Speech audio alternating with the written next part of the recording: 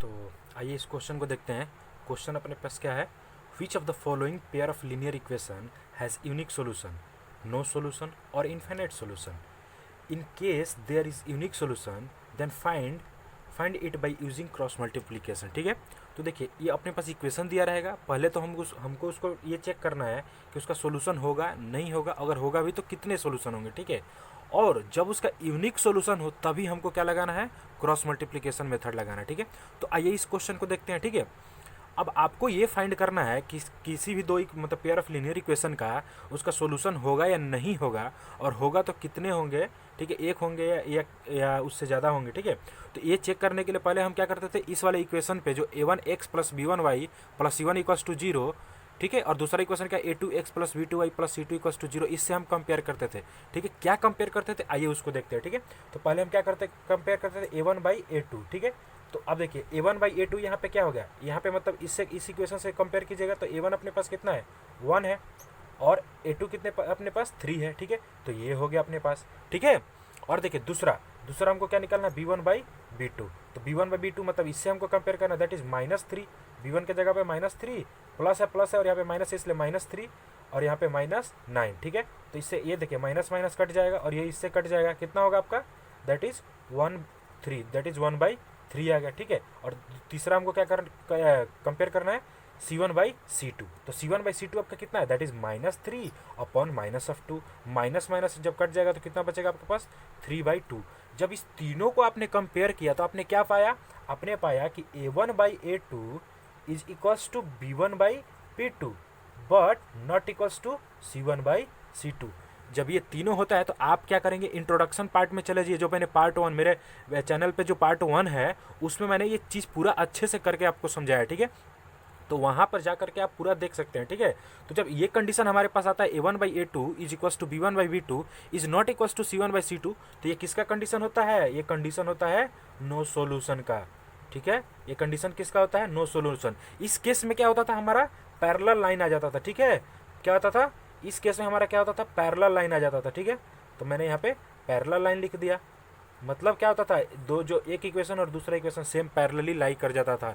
इसके कारण क्या होता है, हमारा नो सोल्यूशन होगा। तो मैंने क्या बोला कि सिर्फ किसके कंडीशन में हमको क्रॉस मल्टीप्लिकेशन करना है, दैट इज जब हमारा यूनिक सोल्यूशन हो। तो यहाँ पे तो हमारा नो सोल्यूशन है, तो ये वाला क्वेश्चन हमारा इसका सोल्यूशन यहीं पे खत्म हुआ। ठीक है, तो आइए नेक्स्ट क्वेश्चन को देखते हैं। ठीक है, तो सेम क्वेश्चन है। ठीक है, आइए इसको भी देख लेते हैं। तो हमारे पास क्या है, 3x minus 5y equals to 20 है, 6x minus 10y equals to 40 है। ठीक है, मैंने इसको क्या कर लिया, इसका कांस्टेंट टर्म जो इक्वल टू उस साइड है मैंने दोनों को इस साइड कर लिया। ठीक है, 3x minus 5y minus 20 equals to 0 कर दिया, 6x माइनस 10y माइनस 40 कर दिया। ठीक है, इक्वल्स टू 0 हो गया। ठीक है, तो इक्वेशन 1 और 2। ठीक है, इसमें भी हमको यही चेक करना है कि पैरेलल होगा, मतलब उसका कितने सोल्यूशन नहीं होगा तो कितने होंगे, 1 सोल्यूशन होगा या मेनी सोल्यूशन होगा। ठीक है, तो आइए इसको देखते हैं। ठीक है, तो अपने पास क्या है, ए वाला इक्वेशन मैंने फिर से लिख दिया आपके पास। ठीक है, ताकि और इसी से कंपेयर करेंगे हम, तो हमारा a1 बाई a2 यहाँ पे कितना आया, दैट इज 3/6। कितना हुआ, इससे कट जाएगा 2 से, और ये 1 टाइम्स में दैट इज 1/2। ठीक है,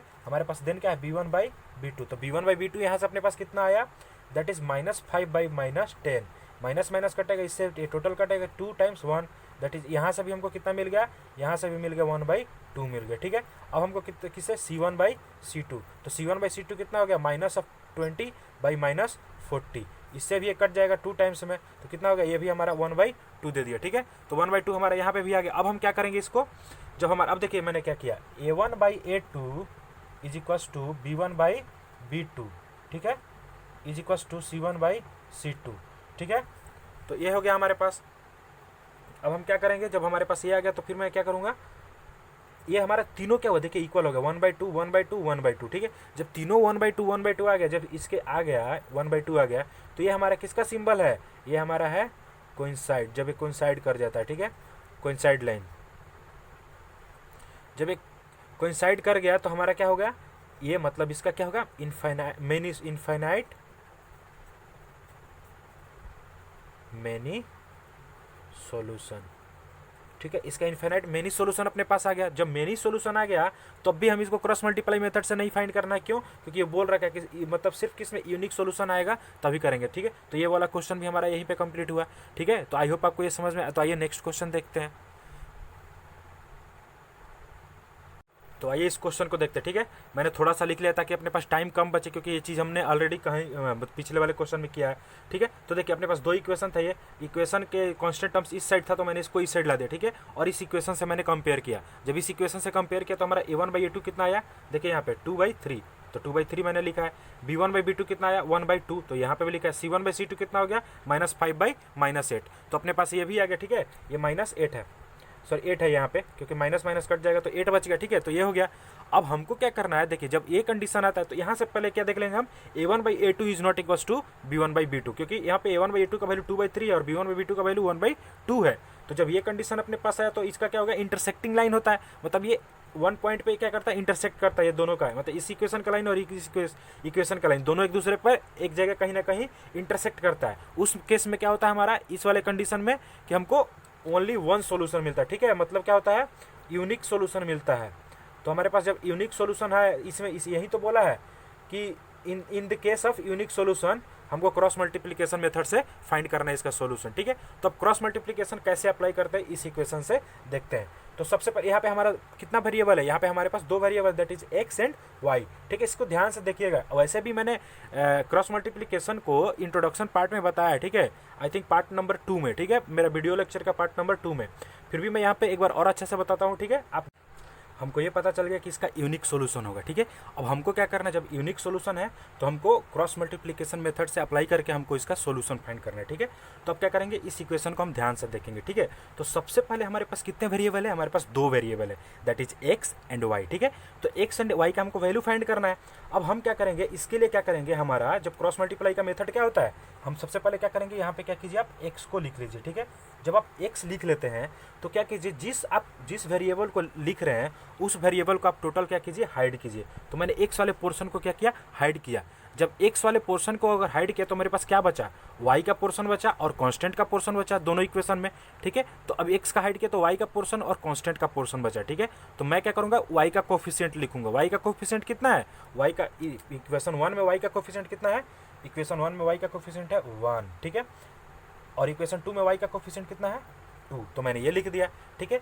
और देखिए कांस्टेंट अब अपने पास कितना है, देखिए यहाँ पे प्लस है लेकिन माइनस है, इसलिए हम माइनस को भी उठा लेंगे, तो दैट इज योर -5 एंड -8, ये अपने पास आ गया, ठीक है। अब आइए देखते हैं, अब क्या करेंगे, अब फिर हम उठाएंगे second variable that is y.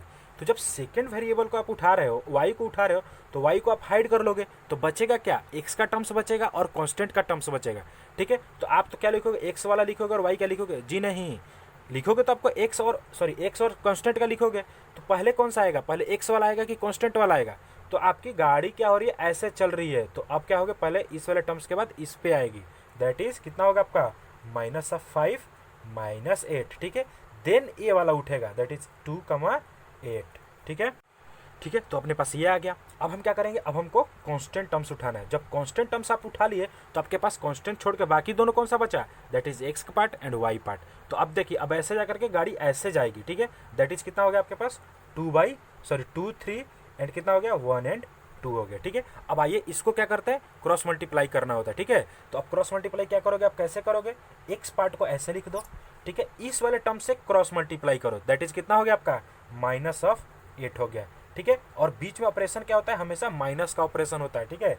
तो ये हो गया। और फिर इससे कीजिए 2 into -5 is -10 is equals to Y upon कितना हो गया आपके पास, इससे मल्टीप्लाई कीजिए, सॉरी मैंने यहाँ पे क्या किया था -5, तो इसको वाई टर्म से उठाया था -5 और ये हमारा 3 है, सॉरी कितना है, ये हमारा 3 है। तो -5 इंटू 3 इज -15, बीच में ऑपरेशन क्या होता है, माइनस का ऑपरेशन हुआ, -8 इंटू 2 कितना हो गया -16, तो हमारे पास ये आ गया, ठीक है, is equals to c upon, इसको भी देखते हैं।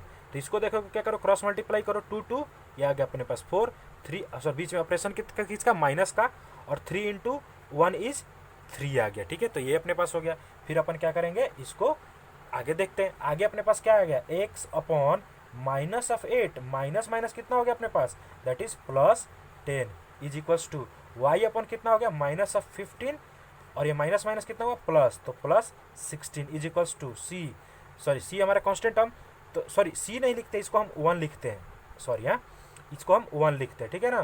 तो 1 लिख दिया हमने, ये हमारा 1 हो गया। 1 और 4 माइनस 3 इज, ये भी हमारा 1 आ गया, ठीक है। अब हम क्या करेंगे, एक्स बाई कितना बचा अपने पास, एक्स बाई 2 हो गया ये, -8 + 10 दैट इज एक्स बाई 2 हो गया, ठीक है। एक्स बाई 2 हो गया is equals to Y upon कितना हो गया, -15 + 16, तो कितना हुआ, ये भी 16 में से 15 घटा दीजिए, माइनस कर दीजिए, दैट इज ये भी 1 हो गया आपके पास, ठीक है। अब आप क्या करोगे, अब आप करोगे यहाँ पे ये आपका 1/1 हो गया, ठीक है। एक बार इसको उठाइए कांस्टेंट के साथ, ठीक है, एक बार इसको उठाइए किसके पास साथ, कांस्टेंट के साथ, और एक बार इसको उठाइए कांस्टेंट के साथ। आइए इसको मैं यहाँ पे करता हूँ, तो x वाले पार्ट को जब मैं उठाऊंगा तो x/2 इक्वल्स टू कितना, 1, 1/1 इज 1 ही होता है, यहाँ पे देखिए 1/1 इज हमको 1 ही दे देगा, तो x इक्वल्स टू हमारे पास कितना आ गया, ये हमारा आ गया 2 आ गया, ठीक है। तो ये 2 आ गया। फिर अब y वाले पोर्सन को उठाते हैं तो y/1 इज इक्वल्स टू कितना, 1/1 इज 1, देन ये कितना हो गया, y इक्वल्स टू हमारा कितना आ गया, 1 आ गया, ठीक है। तो आई होप आपको ये क्वेश्चन समझ में आया हो, ठीक है। तो ये हमारा पूरा हो गया पोर्शन कंप्लीट, तो आई होप कि आपको समझ में आया हो, ठीक है। तो thank you so much, thanks for watching, और प्लीज़ इस वीडियो को जो भी आपको अगर समझ में आ रहा हो, अच्छा लग रहा हो, तो आप लाइक एंड शेयर जरूर कीजिए अपने दोस्तों के साथ, और please subscribe to the channel. Thank you so much.